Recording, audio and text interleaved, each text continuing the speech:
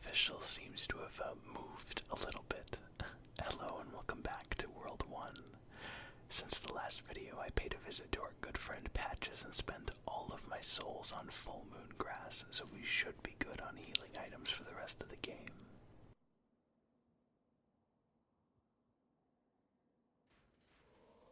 This dragon corpse in the pathway was the preview image for the Archstone, if you remember. I wonder what its story is. I'm not sure the game ever clarifies it.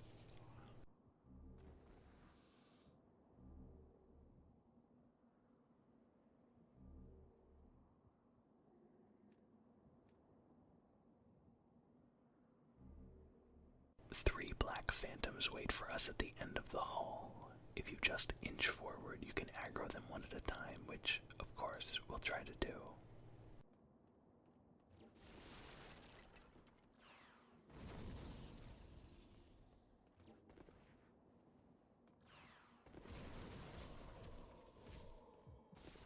The first phantom isn't very tough, but I like his build, especially his sword, which he drops. It's a tinier version of the Penetrator's sword, which is kind of weird. You would think that they would implement it as an upgrade path using his boss soul instead of just giving it to you from a random enemy right after him.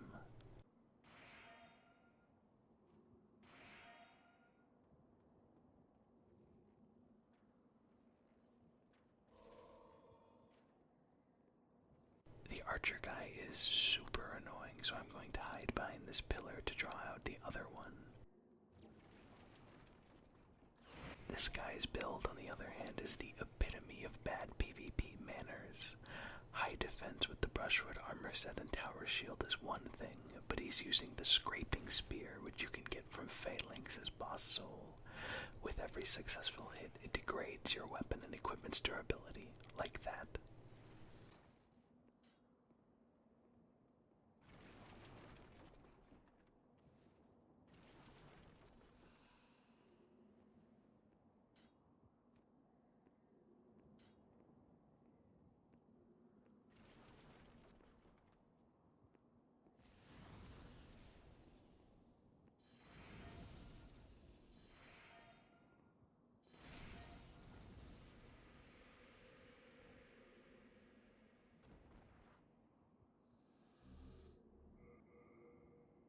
Finally, we get to use an Ed's grindstone. Those things are pretty convenient.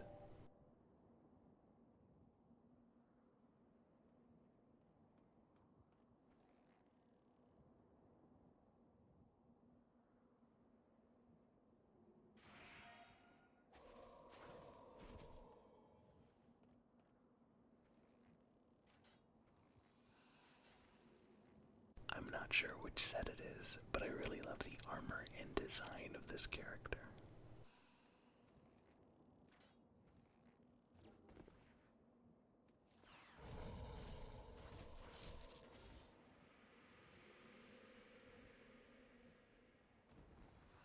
One 4 is all about challenge with its environmental hazards that you'll see and enemy placement. Luckily for us, those three black phantoms do not respawn, though running past them would probably be easy enough.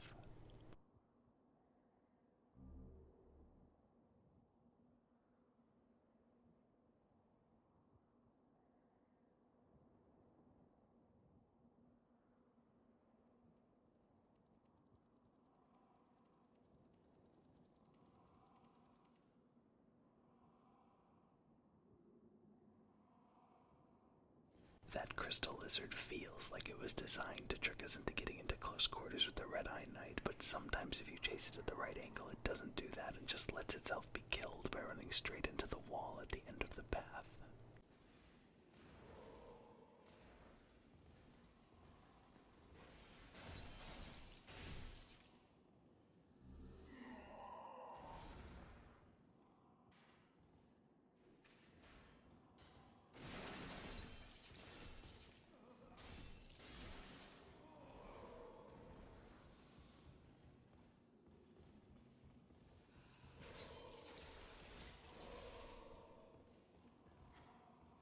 The backflippy assassin that's impossible to stunlock strikes again.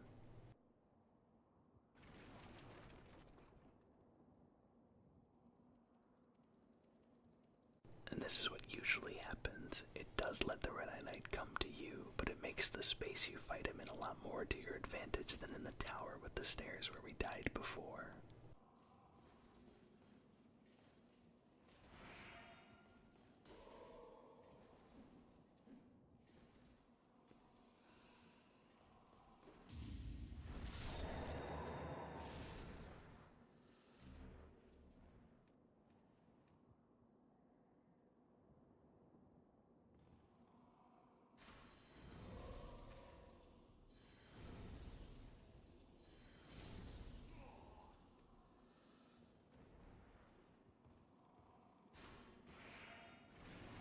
That must have been embarrassing for my character.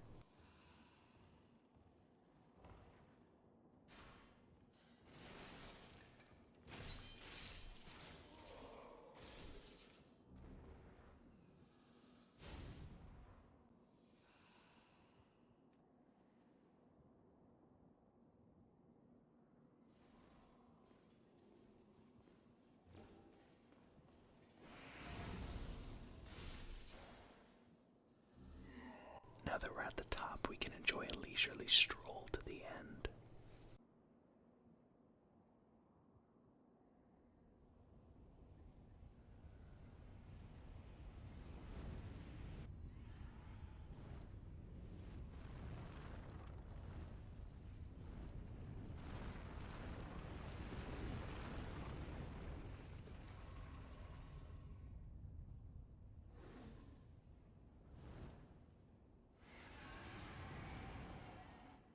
Yeah, no such luck. This is the blue dragon that was sleeping in that area with all the items in the very first level, and he's very determined to keep us from getting past him by constantly breathing fire across the pathway. If you time it correctly, you can get past, but there are two fat officials blocking your path. They actually end up helping you a bit as well, though, because they prevent you from moving too fast and making the dragon switch which side of the bridge he's attacking, and that lets you safely get to the other side.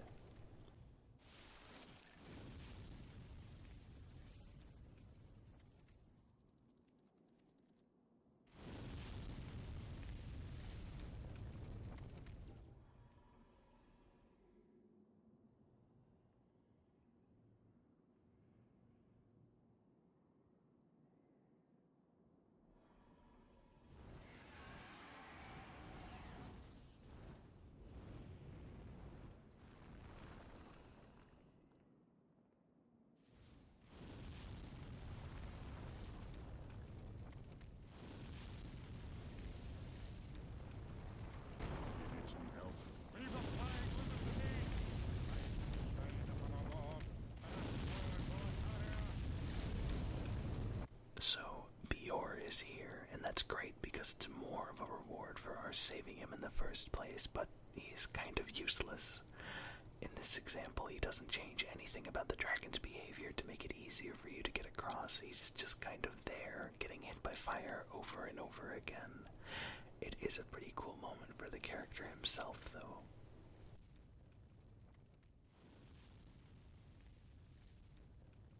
The dragon has a very set pattern of breathing fire from right to left, and then from left to right, and over again, giving you quite a bit of time to make it past him.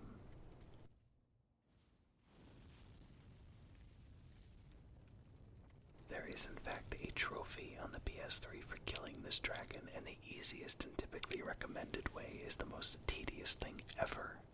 You get into this little corner, target his head, and then spam magic or a bow until it dies.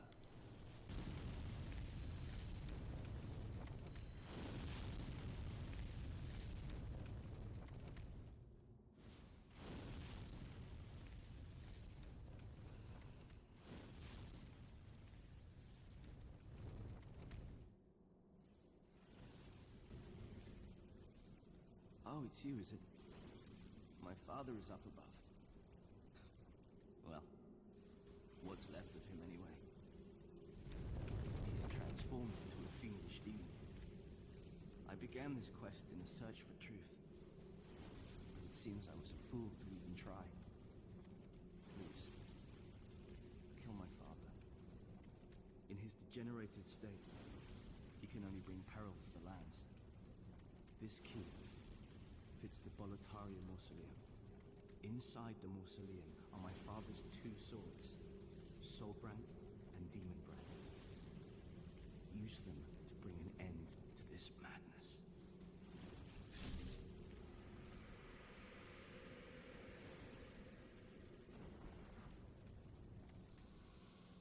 Unfortunately, the dragon would not stop shaking our screen and being generally really noisy. Even once we go up the stairs, it doesn't stop, which I'm pretty sure isn't supposed to happen. Anyway, Ostrava, or as we now know him, Ariona, has passed on and left us with the key to the Boletarian mausoleum. Just after, his Black Phantom appears and attempts to attack us. Once it's defeated, it leaves us with another pair of rune sword and shield.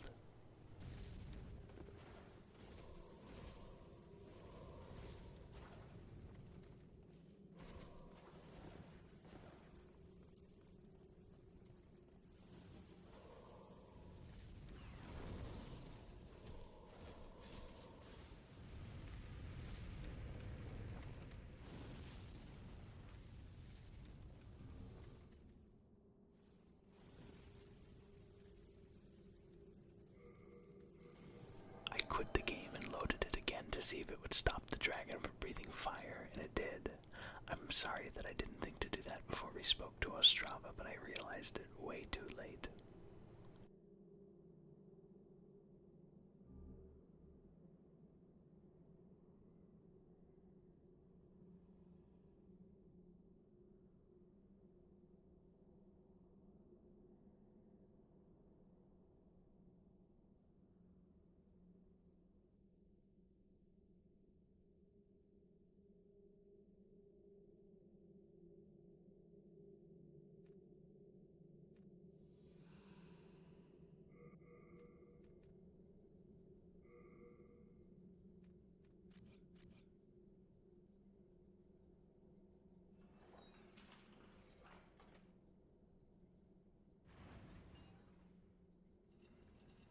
At the end of the bridge is a very long elevator ride to the top of the Boletarian castle, where apparently King Allant, Ostrava's father, is waiting as a twisted, warped version of himself.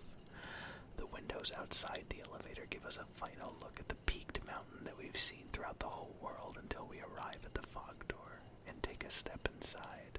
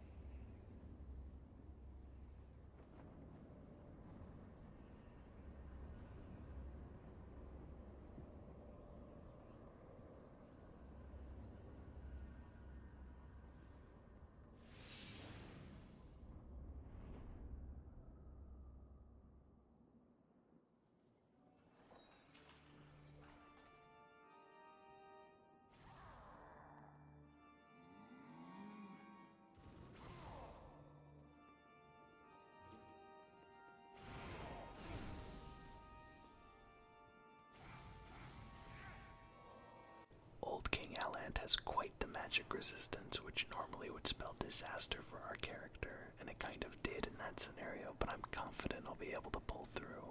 Thanks a lot for watching. The next video will be our last, and I hope you enjoy it. Take care.